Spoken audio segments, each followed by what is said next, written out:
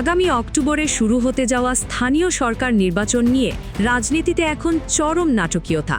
একদিকে নির্বাচন কমিশনের একের পর এক সিদ্ধান্ত বদল, অন্যদিকে সরকারের নীতিগত অবস্থান।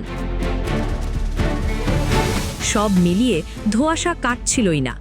ঠিক এই সময়ে দেশের রাজনৈতিক অঙ্গনে নতুন এক ঝোড়ো হাওয়া বইয়ে দিলেন স্বতন্ত্র সংসদ সদস্য ব্যারিস্টার রুমিন ফারহানা।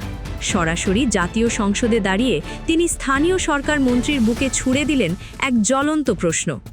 নিষিদ্ধ ঘোষিত আওয়ামী লীগ কি এই নির্বাচনে অংশ নিতে পারছে নাকি পারছে না?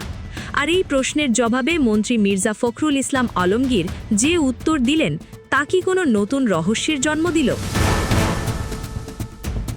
আজকের বিশেষ আয়োজনে আমরা এই পুরো বিষয়টি এবং এর পেছনের ভেতরের খবর বিশ্লেষণ করব। ঘটনার শুরুটা একটু পেছন থেকে দেখা যাক। সাম্প্রতিক সময়ে আমরা দেখেছি বিভিন্ন পেশাজীবী সংগঠন ও আদালতের বার কাউন্সিল নির্বাচনে আওয়ামী লীগের অনুসারীদের এক প্রকার মাঠের বাইরে রাখা হয়েছিল। বিএনপি ও জামায়াত মিলে একছত্র আধিপত্য দেখিয়েছে সেসব নির্বাচনে। কিন্তু একতরফা জয়ের এই কৌশলে যে কোনো রাজনৈতিক গৌরব নেই, তা হয়তো তারা বুঝতে পেরেছে। আর সে কারণেই কি নির্বাচন কমিশন তাদের আগের অবস্থান থেকে ইউটার্ন নিল? প্রথমে নির্বাচন কমিশন অত্যন্ত নিপুণ বা একটি মেটিকিউলাস ডিজাইন তৈরি করেছিল, যাতে হলফনামার মারপ্যাচে ফেলে আওয়ামী লীগের নেতাকর্মীদের নির্বাচন থেকে পুরোপুরি দূরে রাখা যায়। কিন্তু পরবর্তীতে তারা সেই সিদ্ধান্ত থেকে সরে আসে। সরকারের অবস্থানও ছিল নমনীয়, যা আমরা কিছুদিন আগেই প্রধানমন্ত্রীর তথ্য উপদেষ্টা জাহেদুর রহমানের বক্তব্যে স্পষ্ট দেখেছি।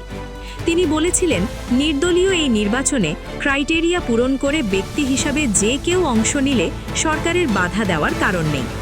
যখন সবাই ধরে নিয়েছিল যে আওয়ামী লীগ কর্মীরা ব্যক্তি ইমেজে নির্বাচন করতে পারছে, ঠিক তখনই সংসদে দাঁড়িয়ে সরকারের সরাসরি সমালোচনা করলেন রুমিন ফারহানা।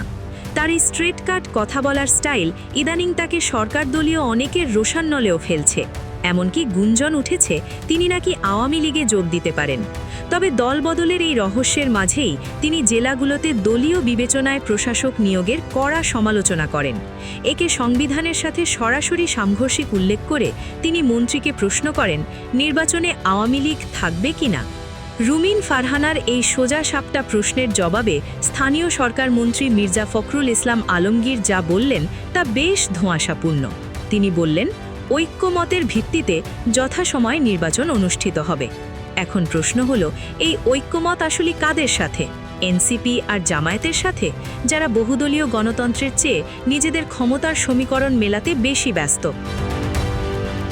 দেশের মানুষ কিন্তু মনে রাখেনি যে বর্তমান সরকার কোনো মেটিকিউলাস ডিজাইনের মাধ্যমে ক্ষমতায় এসেছে, বরং এটি এসেছে জনচাপ আর স্পন্টেনিয়াস জনমতের ভিত্তিতে।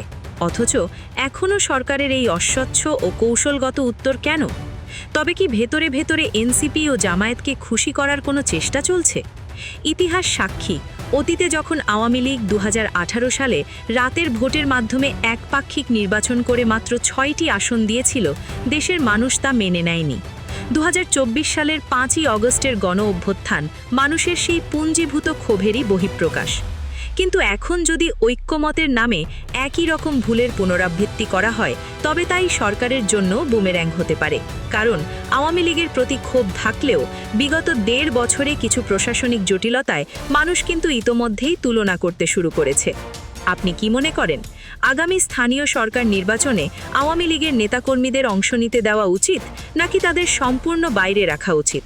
মন্ত্রীর এই ঐক্যমতের উত্তরের পেছনে কী রহস্য লুকিয়ে আছে? আপনার মূল্যবান মতামত কমেন্ট বক্সে লিখে জানান। সাথে থাকার জন্য ধন্যবাদ।